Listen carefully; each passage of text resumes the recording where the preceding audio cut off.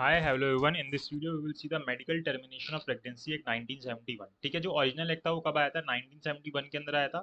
लेकिन इसके अंदर कुछ अमेंडमेंट्स हुई थी। कौन से ईयर के अंदर? 2021 के अंदर। तो हम उसको पूरे अमेंडमेंट के साथ पढ़ते हैं कि क्या अमेंडमेंट हुई थी और ये एक्ट बोलता क्या है कि किस वक्त किसी वुमेन जो प्रेग्नेंट होती है उसकी जो टर्मिनेशन होती है प्रेगनेंसी की वो की जा सकती है। ठीक है, किस सिचुएशन के अंदर की जा सकती है। तो इस एक्ट को हमें देखना है। उससे पहले मैं आपको एक छोटी सी इन्फॉर्मेशन दे दूं कि अगर आप जुडिशरी की प्रिपरेशन करना चाहते हो तो हम अनअकैडमी के प्लेटफॉर्म से कर सकते हो।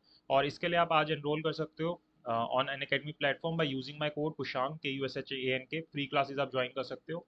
ठीक है, free special classes for judiciary exam, watch live classes for all state judiciary exam, unlock Unacademy free plan now by using my code Kushank KUSHANK। Then your one-stop destination for judiciary. Learn live from comfort of your home. Unlimited access to all courses, practice tests, batch courses, study material, mentorship and guidance, exhaustive coverage of syllabus, regular doubt clearing and answer writing sessions, live test series. Compete with thousands of aspirants and stand out from the crowd.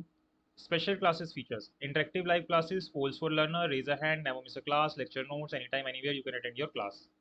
Then free special classes every day, boost PCSJ preparation with top educators with free live class. Indian Contract Act, CPC, jurisprudence, Hindu law, constitution law, criminal procedure code law, local laws, Indian Penal Code, Indian Evidence Act and others. इस तरीके के जितने भी और laws हैं, तो उसके लिए आपको मेरा कोड यूज करना होगा and you can access the free classes. Then elevate your judicial exam preparation with free test series. तो ये भी टेस्ट सीरीज है, यहाँ पे भी आप ये टेस्ट दे सकते हो एज अ मॉक। और इसके लिए भी आपको मेरा कोड यूज करना पड़ेगा कुशांक टू एनरोल हेयर। तो IPC, CrPC, CPC, evidence, TPA, contract, constitution, ये अलग अलग दिन पे अलग अलग मॉक टेस्ट होते रहते हैं, so you can join them. And एक वीकली करंट अफेयर की चैलेंजर सीरीज होती है जो कि हर एक सैटरडे को होती है, उसके लिए भी आपको मेरा कोड यूज करना होगा Kushank and you can join them and give those mock test. और आप अपने आप को एनालाइज कर सकते हो कि किस तरीके से आपकी प्रिपरेशन चल रही है। Then these are the handles of Unacademy you on YouTube and Telegram, Unacademy judiciary and UNA judiciary. ठीक है, चलिए अब हम आते हैं MTP एक्ट के ऊपर, medical termination of pregnancy act 1971 के ऊपर। ठीक है, तो ये बेसिकली एक्ट किस बारे में बात करता है? जैसा कि हमें नाम से पता है कि ये टर्मिनेशन के बारे में बात कर रहा है, मेडिकल टर्मिनेशन के बारे में बात कर रहा है प्रेगनेंसी की।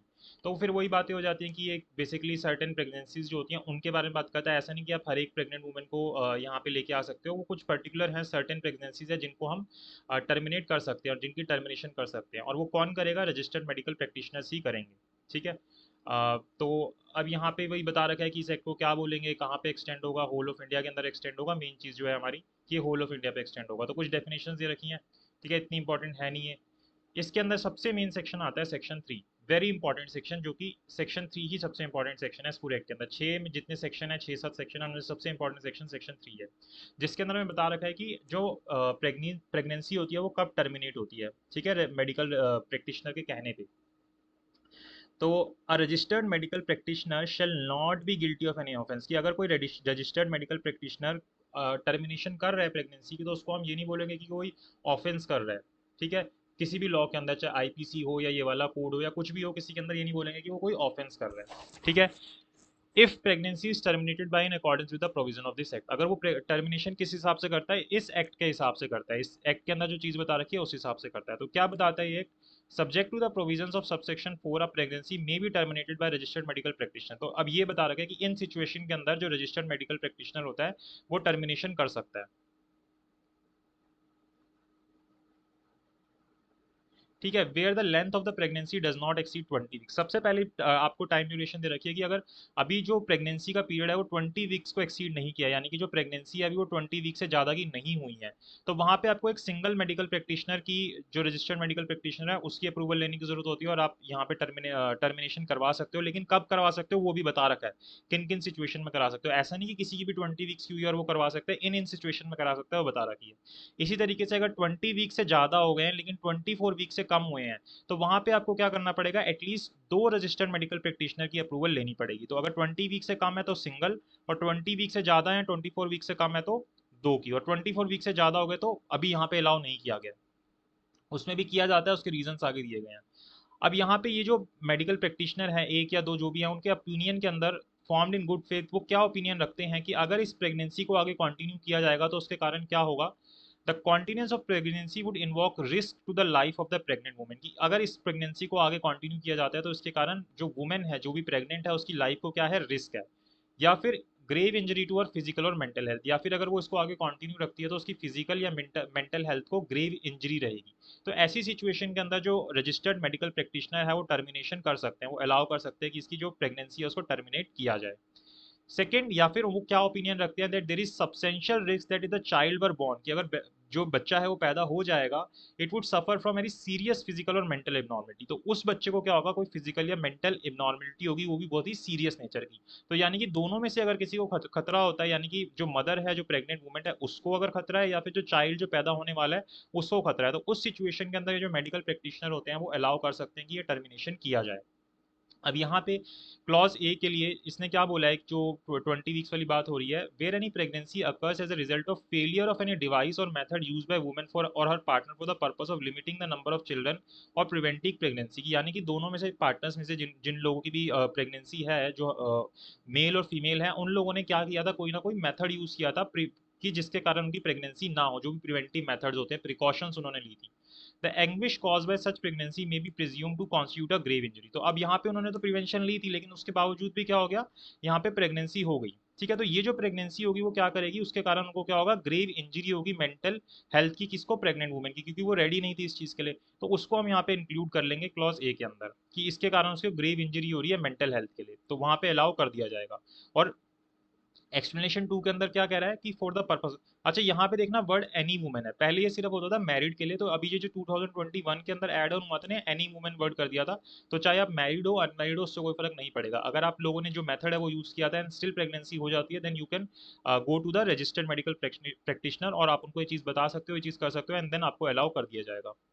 For the purpose of clause A और क्लॉज बी, दोनों के लिए, ठीक है, where the pregnancy is alleged by the pregnant woman to have been caused by rape, जहाँ पे वो जो प्रेगनेंसी है किस तरीके से हुई है, रेप के कारण हुई है। ठीक है, the anguish caused by the pregnancy shall be presume to constitute grave injury to the mental health of the pregnant woman, तो उस अगर इस तरीके से प्रेगनेंसी हुई है तो वहाँ पे भी हम ये बोलेंगे कि जो ये जो प्रेगनेंसी है वो क्या करेगी, मेंटल हेल्थ को इफेक्ट करेगी प्रेग्नेंट वुमन की, तो इसलिए हम बोलेंगे कि ये जो फर्स्ट वाली चीज़ है इसके अंदर इंक्लूड कर लेंगे, और अगर वो चाहती है एमटीपी यानी कि मेडिकल टर्मिनेशन करवाना चाहती है तो वो अलाउ हो सकता है, अगर प्रैक्टिशनर्स अलाउ कर देते हैं तो।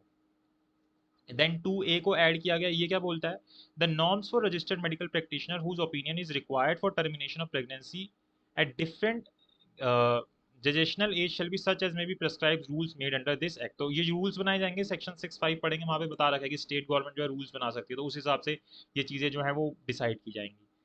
तो ये सारी चीज़ें इसके अंदर बता रखी हैं। देन सबसेक्शन 2 के अंदर बोलता है, 2B के अंदर बोलता है कि जो प्रोविजन है सबसेक्शन 2 का, जिसके अंदर लेंथ ऑफ प्रेगनेंसी बता रखी है 20 वीक्स और 24 वीक्स की, जो मैंने आपको बताई थी अभी ऊपर, not apply to the termination of pregnancy, मैंने आपको बोलता ना कि ये अप्लाई नहीं होगी, किस सिचुएशन में अप्लाई नहीं होगी, कि आप 20 वीक्स और 24 वीक के बाद भी करवा सकते हो ये चीज़ें, जहां पे बाय द मेडिकल प्रैक्टिशनर पे such termination is necessitated by the diagnosis of any substantial foetal abnormality diagnosed by a medical board, कि ये यहाँ पे कुछ इस तरीके की डायग्नोसिस किया जाता है कि कोई सब्सटेंशियल फॉइटल एबनॉर्मलिटीज हैं, और ये किसके द्वारा डायग्नोस किया जाता है, मेडिकल बोर्ड के द्वारा डायग्नोस किया जाता है। मेडिकल बोर्ड के अंदर कौन कौन आएगा ये बता रखा है इन्होंने, तो गायकोनोलॉजिस्ट, पेडियाट्रिशियन, रेडियोलॉजिस्ट, या जो भी और नंबर ऑफ जो भी जो डॉक्टर्स हैं, जो भी चीज़ें हैं, वो ऑफिशियल गजट के अंदर स्टेट गवर्नमेंट नोटिफाई कर सकती है इसके रिगार्डिंग। ठीक है, तो ये बोर्ड जो है वो रिकमेंड करेगा अगर 24 वीक्स के बाद, अगर आप ये 20 वीक्स के बाद अगर इस तरीके से मेडिकल टर्मिनेशन करवाना चाहते हैं तो।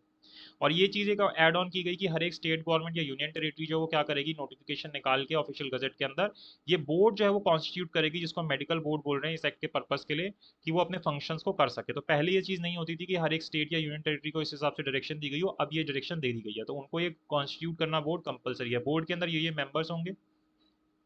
Then, in determining whether continuance of pregnancy would be involve such risk injury to the health of mentioned in subsection 2, account may be taken to the pregnant woman's actual or reasonably foreseeable environment, तो यहाँ पे देखने के लिए कि क्या उसको सच में ये प्रॉब्लम होगी या नहीं होगी, तो उसके जो भी रीजनेबल फोर्सिबल इन्वायरमेंट है उसको देखा जाएगा कि हाँ इसको प्रॉब्लम होगी या नहीं होगी, एंड उस हिसाब से भी डिसीजन लिया जाएगा। Then no pregnancy of a woman who has not attained the age of 18 years or having attained the age of 18 years is a mentally ill person shall be terminated except with the consent of writing of her guardian, तो यानी कि अगर 18 साल से कम की बच्ची है और उसकी प्रेगनेंसी है, या फिर अगर कोई जो वो लड़की है वो अगर मेंटली इल पर्सन है, उसकी अगर प्रेगनेंसी है, तो वहाँ पे अगर इस तरीके से टर्मिनेशन किया जाएगा, तो वहाँ पे जो उसके गार्डियन है उनकी कंसर्ट लेना जरूरी है, और ये कंसर्ट कैसे ली जाएगी, राइटिंग के अंदर कंसर्ट होनी जरूरी है। Save as otherwise provided in clause वो no pregnancy shall be terminated except with the consent of pregnant women. और इसके अलावा अगर आपको कहीं पे भी अगर टर्मिनेशन करना है तो वहां पे आपको प्रेग्नेंट वुमेन की कंसर्ट लेनी होगी, और अगर वो 18 से कम है या इल वुमेन है तो फिर वहां पे आपको उसके जो गार्डियन है उनकी कंसर्ट लेनी होगी। ठीक है, तो ये सारी चीजें बता रखी है। देन सेक्शन 4 नॉर्मल सी बात करता है कि किस जगह पे जो टर्मिनेशन है वो होगी, तो hospital establish by maintain by government, या जो भी अप्रूव किया जाएगा गवर्नमेंट के द्वारा डिस्ट्रिक्ट लेवल कमेटीज के अंदर, तो उन जगहों पे की जा सकती है।